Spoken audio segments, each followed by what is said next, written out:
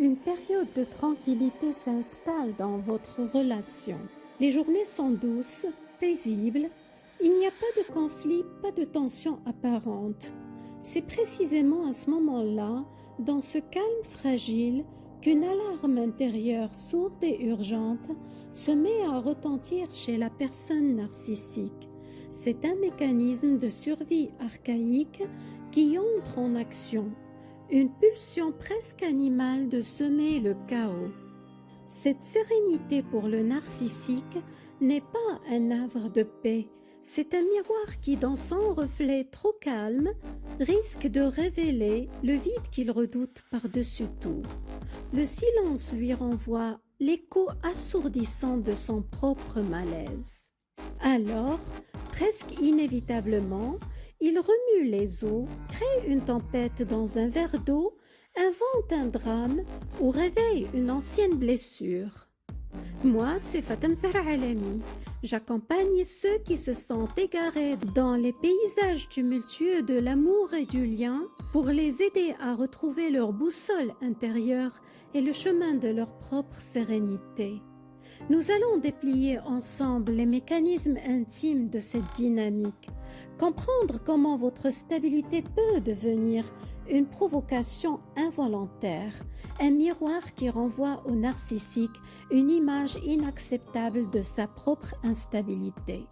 Et surtout, explorer comment, en décodant ces signaux, il est possible de préserver sa propre paix, d'apprendre à reconnaître que certaines tempêtes ne vous appartiennent pas et de cesser d'en être le combustible. Parce que comprendre cette mécanique du chaos, c'est poser le premier pas pour désamorcer son pouvoir. C'est apprendre à honorer son propre calme sans culpabilité et à laisser l'autre face au silence qu'il cherche désespérément à fuir. Plongeons donc au cœur de cette question essentielle: pourquoi le narcissique a-t-il besoin de créer le chaos quand tout va bien? Obstiné à allumer un incendie lorsque le paysage est trop tranquille. Pourquoi le chaos est-il son refuge, son outil, son oxygène quand le bonheur des autres pointe son nez? Ce n'est pas un acte toujours conscient, ni même une simple méchanceté. C'est une stratégie de survie psychique profondément ancrée. La paix le confronte à lui-même, à ses propres manques, à cette angoisse sourde qui monte quand le monde extérieur cesse de tourner autour de lui. En créant le chaos, il retrouve un rôle qui le rassure. Il redevient le centre de l'attention, le pilote indispensable, le persécuteur, le sauveur ou la victime, peu importe le rôle, pourvu que la scène lui appartienne. Le tumulte devient l'écran de fumée qui masque sa propre fragilité. La tension de l'autre, qu'elle soit faite d'inquiétude ou de colère, devient la preuve tangible de son existence.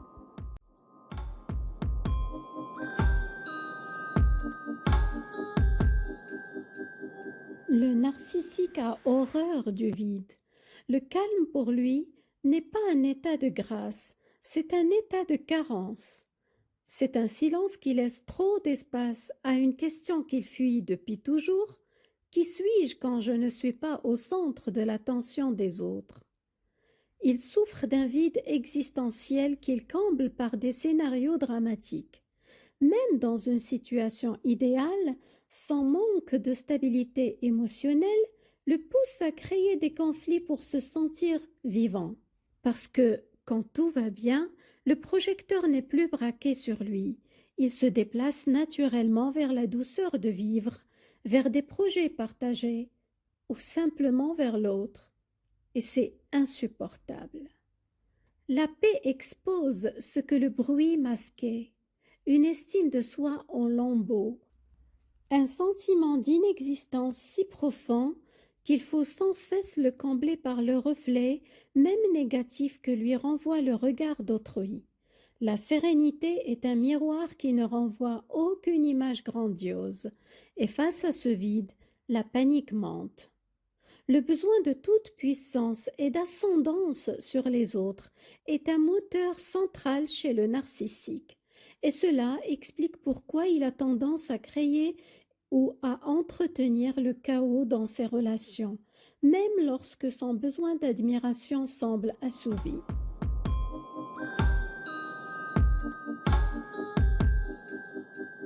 D'ailleurs, sa soif d'admiration reste toujours insatiable, parce que son estime de soi est fragile et dépendante de sources externes. Il a constamment besoin d'attention, d'admiration, de soumission, de crainte de la part des autres. Une relation stable est monotone à ses yeux, car elle ne lui procure plus la même dose d'adrénaline émotionnelle que le chaos ou le drame. Dans une crise, qu'elle soit inventée ou amplifiée, les rôles sont clairs, soit le sauveur héroïque qui gère la situation, soit la victime incomprise qui exige compassion, soit le persécuteur qui justifie son emprise par la faute des autres. Peu importe le rôle, le script est le même. Regardez-moi, j'existe parce que vous réagissez à moi. Le chaos pour lui est un outil de régulation émotionnelle. Il recrée une intensité factice qui le sort de l'engourdissement et de l'ennui mortifère. C'est une tempête qui paradoxalement lui donne l'illusion du contrôle. Justement, il utilise souvent le chaos comme moyen de contrôle pour maintenir l'emprise sur les autres, avec son gaslighting, critique, provocation, et aussi pour éviter l'intimité vraie qui le menace, car elle pourrait révéler ses vulnérabilités. Et enfin, pour se sentir puissant en voyant les autres réagir à ses manipulations. Même s'il est admiré, l'ennui ou la peur de perdre le contrôle peuvent le pousser à saboter la stabilité. Dominer émotionnellement les autres est une façon pour le narcissique de se rassurer de sa supériorité. Il provoque des conflits, des drames ou des situations instables pour tester son emprise. Est-ce que cette personne va plier? Il se nourrit des réactions, colère, tristesse, soumission de ses victimes, car cela confirme son influence. Plus il crée de chaos sans conséquence pour lui, plus il se sent invincible.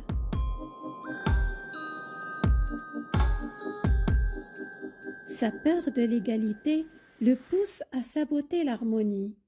Une relation stable implique un équilibre des pouvoirs, ce qui est insupportable pour le narcissique. Si l'autre est trop calme, indépendant ou heureux, il se sent menacé, car il n'est plus le centre. Il va alors semer le doute, critiquer ou inventer des crises pour replacer l'autre en position inférieure.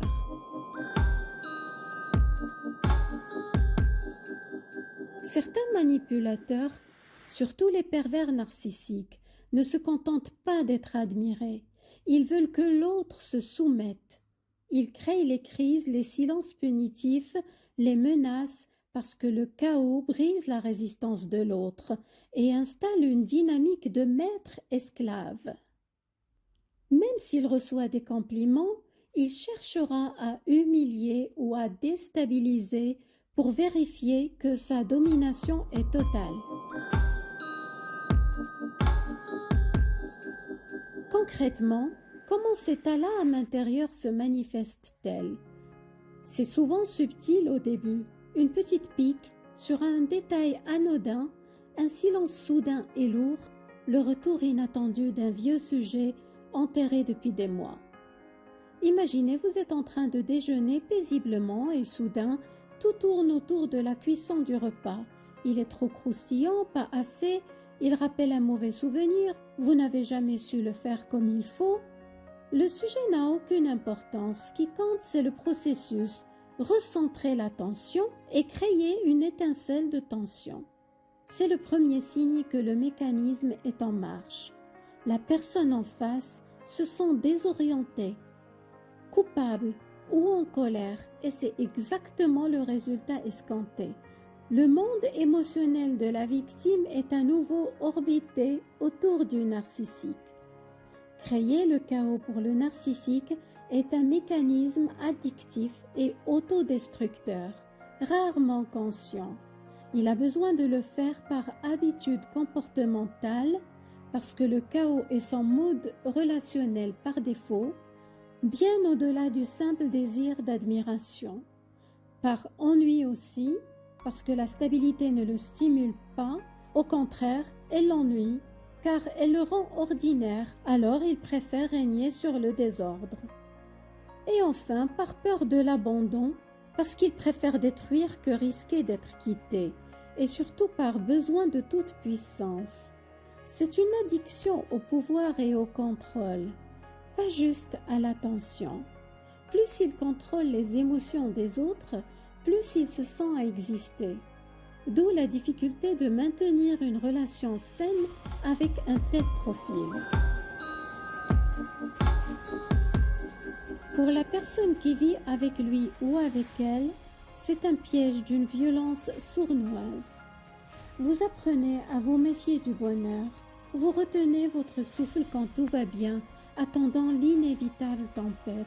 Vous commencez à marcher sur des coquilles d'œufs, à anticiper, à tenter de stabiliser l'humeur de l'autre. Sans le vouloir, vous devenez un gestionnaire de crise, un modérateur.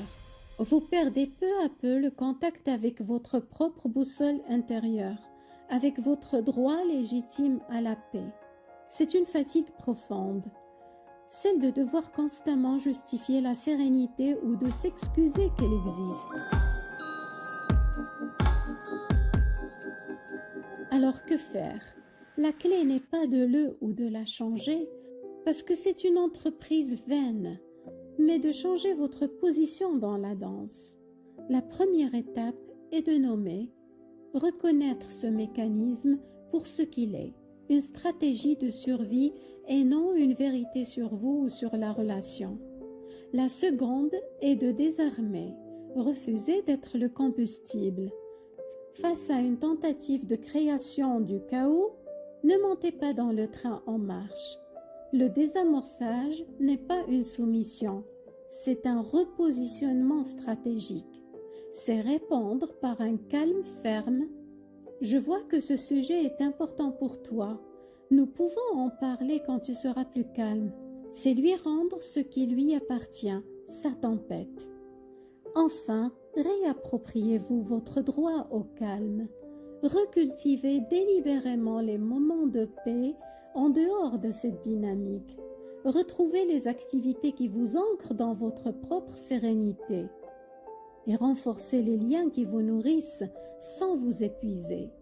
Peu à peu, vous réapprendrez que le silence n'est pas une menace, mais un territoire qui vous appartient. Maintenant, que retenir de cette mécanique du chaos? Peut-être simplement ceci. La prochaine fois que vous sentirez ce vent mauvais se lever dans un moment de parfaite tranquillité, souvenez-vous que cette tempête n'est pas la vôtre. Son origine est une peur qui ne vous appartient pas. Votre calme n'est pas un vide à combler, c'est un jardin. Et vous avez le droit absolu d'en être le gardien, d'en protéger la clôture, d'en savourer les fruits en paix. Le désamorçage n'est pas une fuite, c'est une façon de redessiner les frontières de votre propre territoire émotionnel. La plus belle des résistances face à celui ou celle qui voudrait faire de votre vie un océan de drames est celle-ci. Continuez obstinément à cultiver votre petit coin de ciel bleu, à honorer la douceur même si elle dérange, à choisir encore et encore la paix comme un acte de douce rébellion, car le chaos n'a de pouvoir que sur celui qui consent à y entrer. Votre sérénité, quand elle est inébranlable, devient à la fois votre bouclier et votre plus profond message. Certains orages finissent par s'épuiser d'eux-mêmes quand ils ne trouvent plus de terre où échouer. Prenez soin de vous.